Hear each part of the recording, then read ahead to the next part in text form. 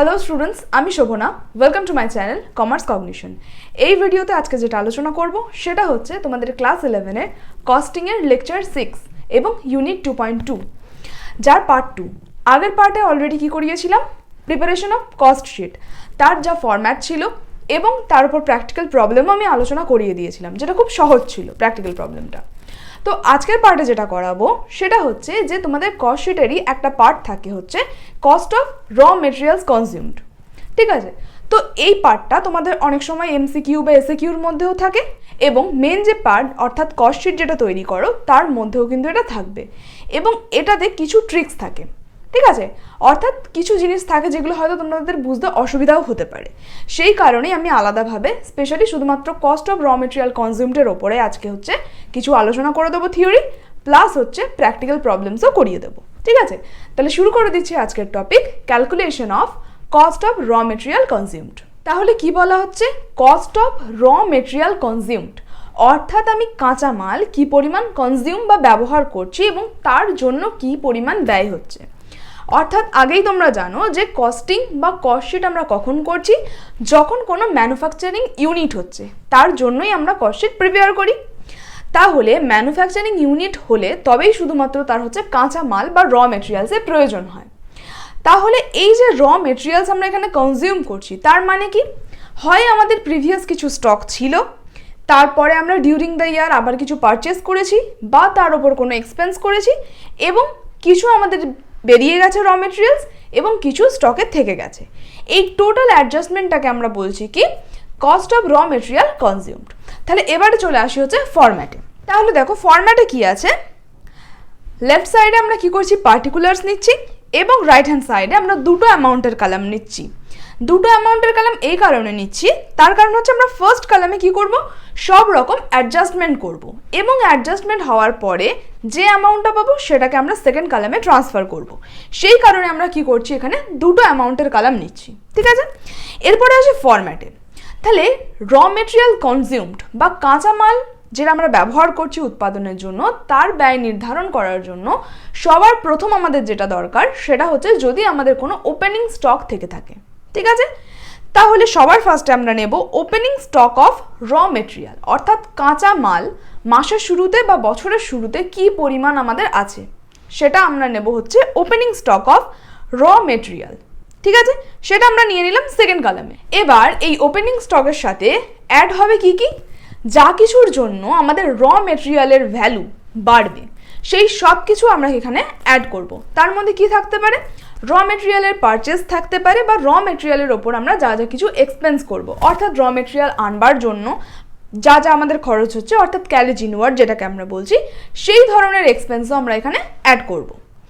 এবং আমরা লেস কি করব, লেস করব হচ্ছে যা যা কিছু কারণে আমাদের র মেটেরিয়ালটা কমে যাচ্ছে সেই সব কিছু আমাদের লেস করতে হবে। যেরকম কি, যদি হচ্ছে আমরা ওয়ার্ক ইন প্রোগ্রেসে কিছু ট্রান্সফার করি, অর্থাৎ একটা ডিপার্টমেন্ট থেকে আর একটা ডিপার্টমেন্টে যদি কিছু ট্রান্সফার হয়, যদি হচ্ছে আমরা কিছু সেল করি, ঠিক আছে, অথবা যদি আমাদের কিছু অ্যাবনর্মাল লস হয়, তাহলে সেইগুলো সব হয়ে যাবে আমাদের লেস।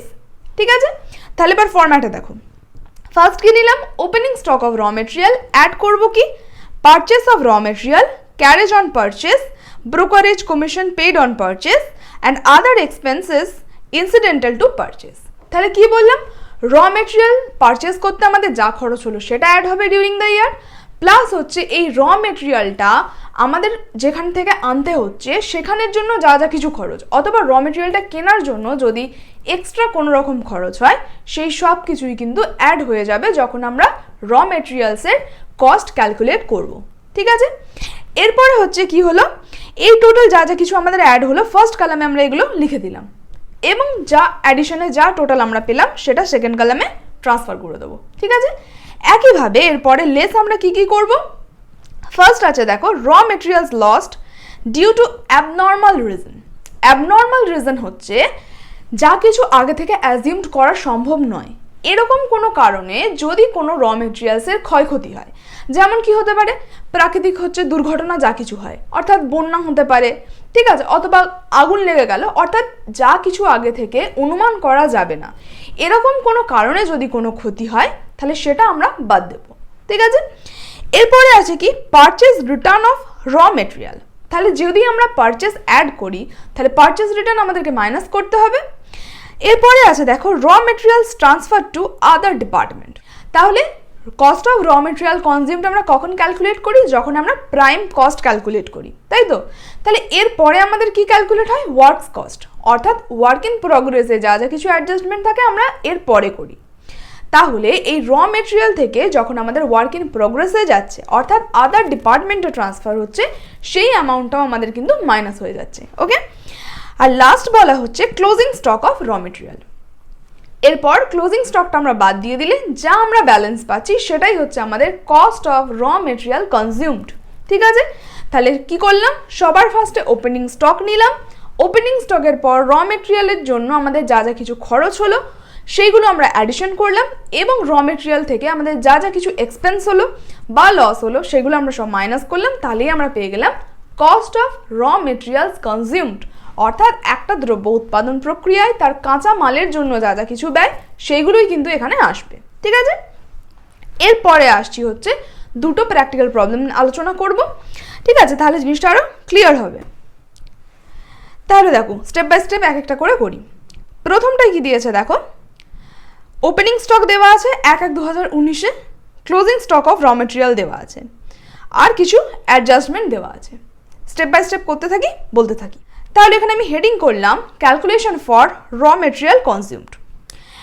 এবার হচ্ছে opening stock of raw material আমার এখানে কত দেওয়া আছে, ফার্স্ট প্রবলেমে 20,000।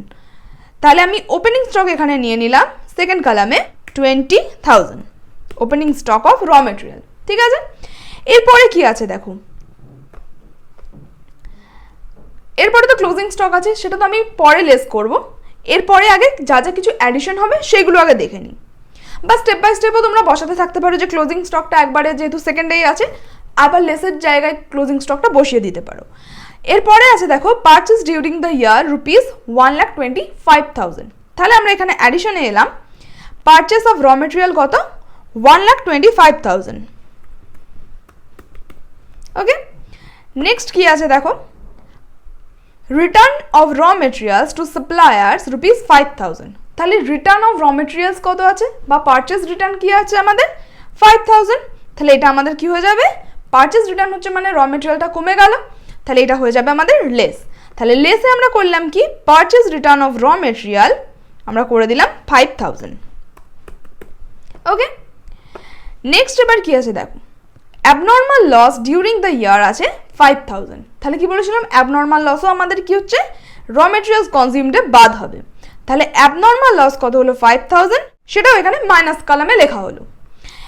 এবারে কি আছে দেখো, carriage on purchase of raw materials ₹3,000। তাহলে কি হচ্ছে, র মেটেরিয়ালটা পারচেস করবার জন্য আমি ক্যারেজ বা গাড়ি ভাড়া পেমেন্ট করেছি, সেটা তাহলে কি হয়ে যাবে, র মেটেরিয়ালসের কস্টের সাথে অ্যাড হয়ে যাবে। তাহলে অ্যাডিশনের কলামে আমি কি করলাম 3,000। এরপরে ট্রানজ্যাকশন কি আছে, bad debt ₹5,000 and GST paid ₹6,000। তাহলে এখন মনে হতে পারে এই ব্যাড ডেট বা জিএসটি পেড এগুলো সবই আমাদের কি আছে, ইনডাইরেক্ট এক্সপেন্সেস।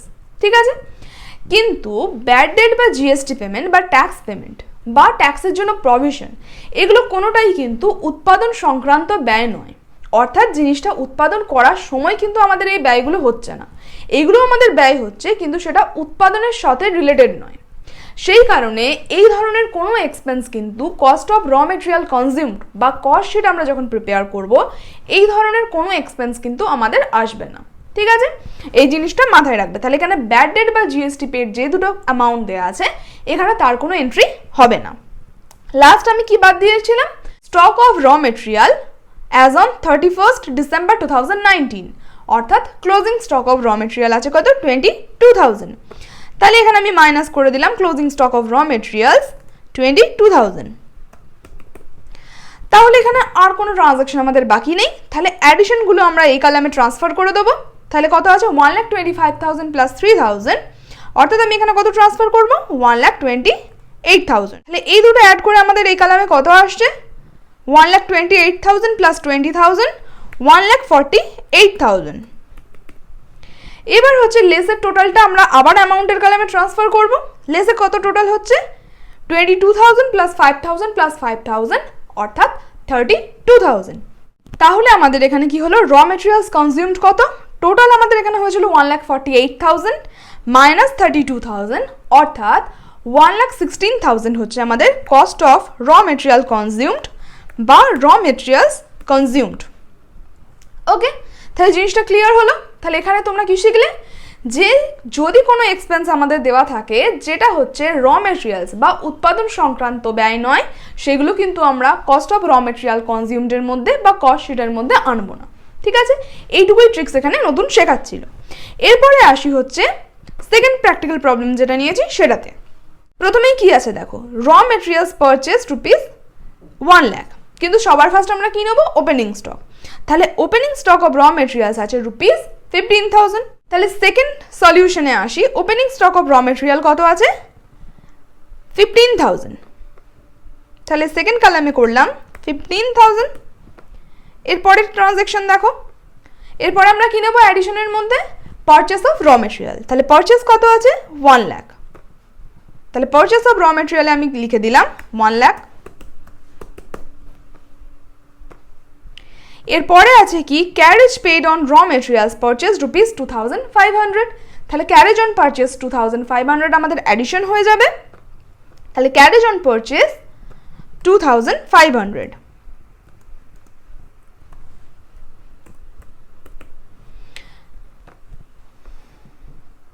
এরপরে কি আছে দেখো, মেটেরিয়াল স্টোলেন ₹5,000। তাহলে মেটেরিয়ালস চুরি হয়ে গেছে, এটা নর্মাল লস না অ্যাবনর্মাল লস, এটা হচ্ছে আমাদের অ্যাবনর্মাল লসের মধ্যেই আসবে। সো মেটেরিয়াল স্টোলেন আমাদের কি হবে, লেস হয়ে যাবে ₹5,000। ওকে, নেক্সট আমাদের কি আছে, নর্মাল লস অফ মেটেরিয়াল, তাহলে এটা আসবে না।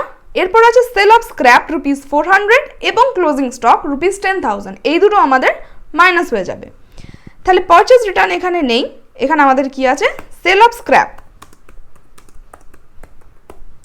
সেল অফ স্ক্র্যাপ আমাদের কত আছে, 400, আর হচ্ছে ক্লোজিং স্টক কত আছে, ₹10,000। তাহলে এখানে টোটাল আমরা করে নিই, 15,000 প্লাস এখানে টোটাল কত চলে আসছে, 1,02,500। তাহলে 1,02,500 আর 15,000 যোগ করলাম আমরা সেকেন্ড কলামে, তাহলে পেলাম কত, 1,17,500। এটা থেকে যারা কিছু আমাদের লেস কলামে ছিল সেগুলো অ্যাডিশন করলাম 15,400 এবং 1,17,500 থেকে এই 15,400 আমরা বাদ দিয়ে কত পেলাম, 1,02,100, যেটা হচ্ছে আমাদের র মেটেরিয়ালস কনজিউমড। তাহলে এখানে কি শিখলে, যে আমাদের নর্মাল লস যদি কিছু থাকে তাহলে সেটা আসবে না আমাদের cost of raw material consumed ক্যালকুলেশনে, শুধুমাত্র অ্যাবনর্মাল লসটুকুই আসবে। সো স্টুডেন্টস, আজকের পার্টে যেটুকু আলোচনা করলাম আশা করি তোমরা বুঝতে পারবে। যদি তোমাদের কোনো জায়গায় বুঝতে অসুবিধা থাকে বা তোমাদের কোনো কোয়ারিজ থাকে অবশ্যই আমাকে নিচে কমেন্ট করে জানাতে পারো। ভিডিওটি লাইক করো, বন্ধুদের সাথে শেয়ার করো এবং যারা যারা প্রথমবারের জন্য চ্যানেলটি দেখছো অবশ্যই চ্যানেলটি সাবস্ক্রাইব করো এবং বেল আইকনটি প্রেস করো ভিডিওগুলোর লেটেস্ট আপডেটের নোটিফিকেশন সবার প্রথম পাওয়ার জন্য। দেখা হবে পরের ভিডিওতে। Thank you.